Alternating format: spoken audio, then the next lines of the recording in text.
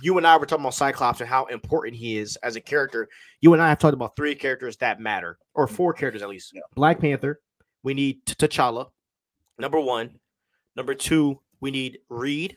Number 3, we need Peter Parker. And number 4, Cyclops. And we said that Cyclops could play the role of Captain America. Can you break down what we meant when we were talking about how important Cyclops is and why he needs to be in the center of the MCU with those other guys as the leader of the X-Men? Yeah.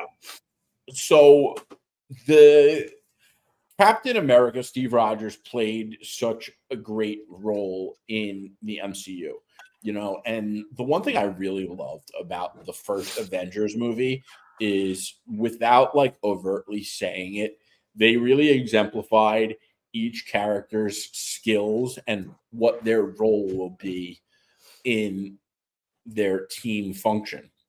And Captain America is he is, you know, I mean, it's in his name, but he is the captain of the team. He's not just Captain America. And he's the one that called the shots, and he's the one that came up with the strategic plays. He's the center, and he's the glue. And, you know, Cyclops ultimately is that for the X-Men. And, like, they kind of look alike, too, in a way. But, you know, I think that Cyclops needs to be the leader of the X-Men in the MCU, and I think he absolutely will be. You know, he is in the comics. You know, he, like in the Dark Phoenix story, when he, you know, with you know, the corrupted Phoenix Force, which obviously we just talked about, when he, you know, deals with it again in what's it called, Avengers vs. X-Men.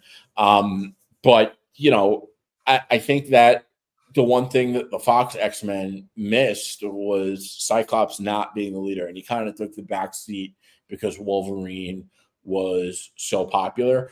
But, you know, what's also interesting, and listen, I love the Guardians of the Galaxy movies, and I think that they got away with this because the Guardians of the Galaxy aren't so widely known, but you know, they kind of really changed Star-Lord. Like in the comics, Star-Lord is the captain, he's the shot caller, he's the playmaker.